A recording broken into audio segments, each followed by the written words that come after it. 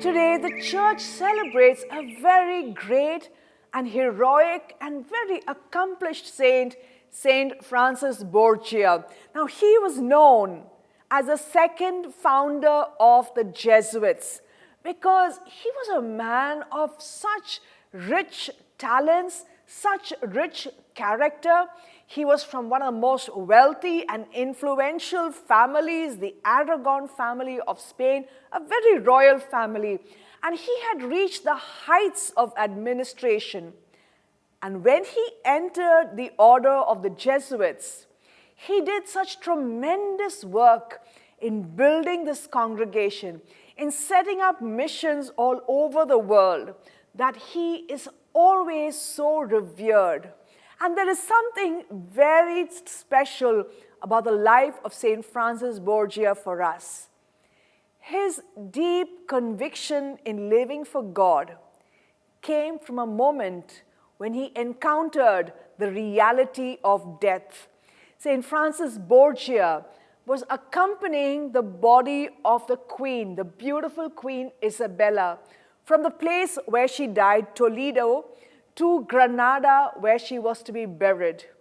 And he was a viceroy.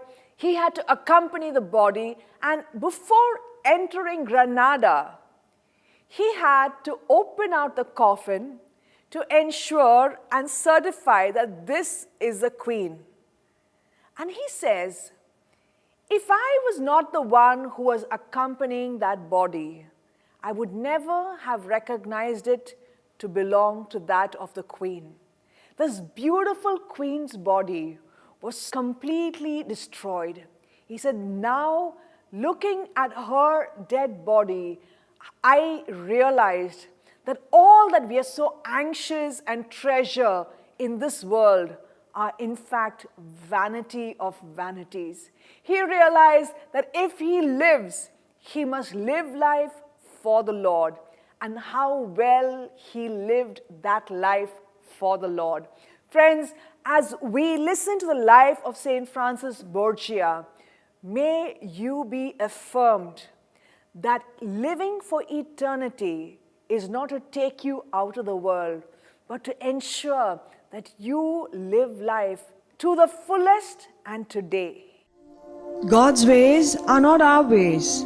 As high as the heavens are above the earth, so much greater are God's ways over our ways. And when we give our life into His hands, He can do something wonderful for us.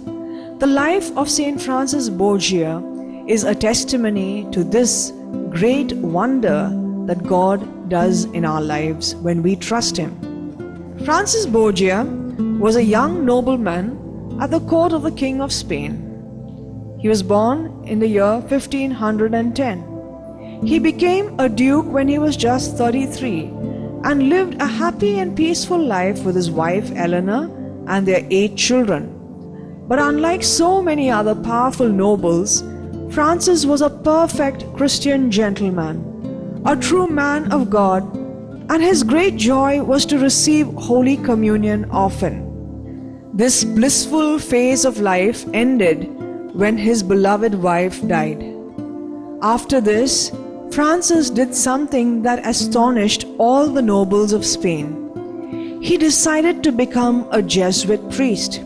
He provided for his children, gave up his dukedom to his son Charles, and joined the society in 1550 at the age of 41. So many people came to his first Mass that they had to set up an altar outdoors. But his superior tested him by treating him in exactly the opposite way he had been used to all his 41 years of life. He had to help the cook by carrying wood for the fire and sweeping the kitchen. When he served food to the priests and brothers, he had to kneel down in front of them all and beg them to forgive him for being so clumsy. Still, he never once complained or grumbled. The only time he became angry was when anyone treated him with respect as if he was still a duke.